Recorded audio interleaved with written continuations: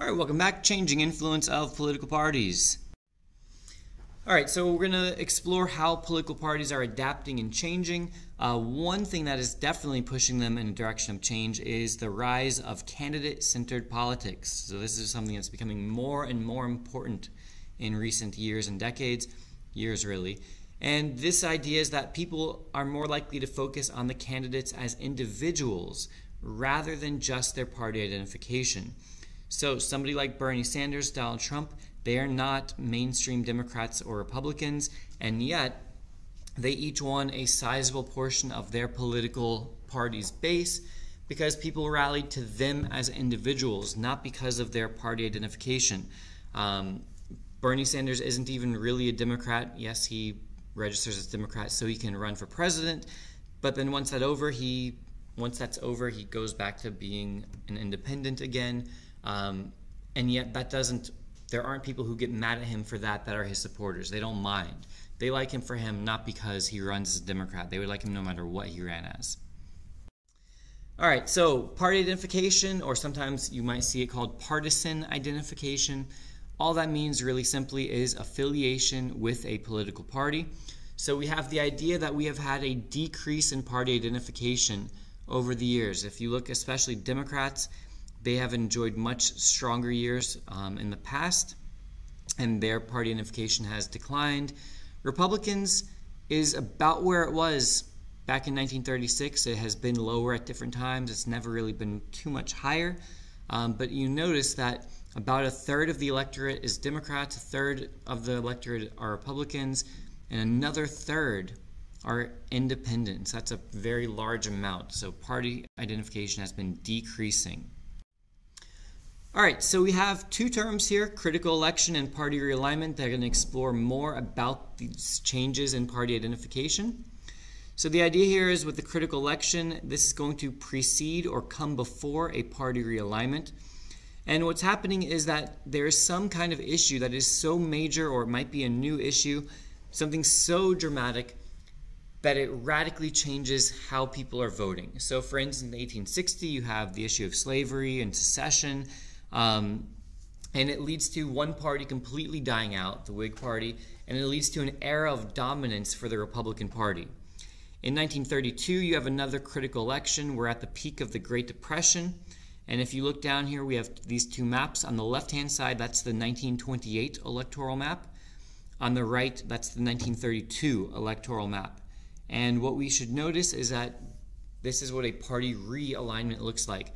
There is a dramatic shift in party affiliation. Country goes from being overwhelmingly Republican one election to overwhelmingly Democratic in the next.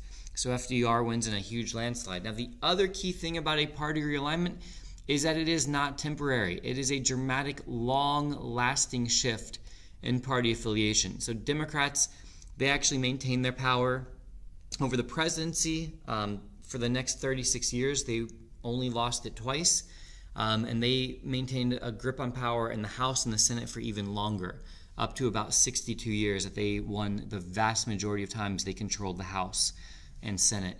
So these are long-lasting, significant changes.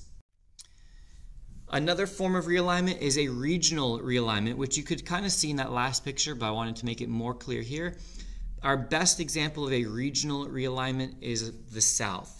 The South was consistently Democratic from 1828 to 1960, so a long, long time where it was known as the one-party South, where it consistently voted for the Democrats, almost always. From 1964 with the Civil Rights Act to 1994, it went through a transitional era in which it became more Republican, and now from 1994 to present, it is consistently, strongly Republican.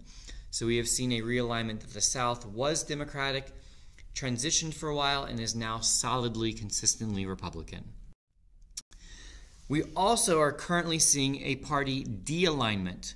This is a decline in party identification and loyalties. This is the idea that affiliation with either party is decreasing, so fewer people are identified as Republicans or as Democrats. And so this is, again, something that the United States is currently experiencing, is a party de-alignment. So it's a decrease in party identification. Another cause for changes among political parties would be changes in campaign finance law. I'll link to a video that will get into that in a lot more detail. For right now, all I want to focus on is that there has been an increase in private campaign contributions, meaning people contributing directly to candidates or to PACs that support candidates, and this has allowed candidates to become more independent of the party. In the past, candidates used to be strongly reliant on the party to give them money for fundraising, and they no longer are. So a candidate like Bernie Sanders, he was very, very good at raising money for himself. That means he didn't need to do what the Democratic Party wanted him to do because he didn't need them. He didn't need their money, so that gives him a lot more freedom to not worry. So this idea goes closely with candidate-centered politics. And finally, the rise of the primary system. This has led to the role of party leaders in nominating candidates to be weakened. A candidate like Donald Trump, the party leadership of the Republicans, they did not support him whatsoever. They wanted anybody but him, and yet he won anyway because that's what Republican voters chose in their primaries. And we'll talk more about that in the next few videos.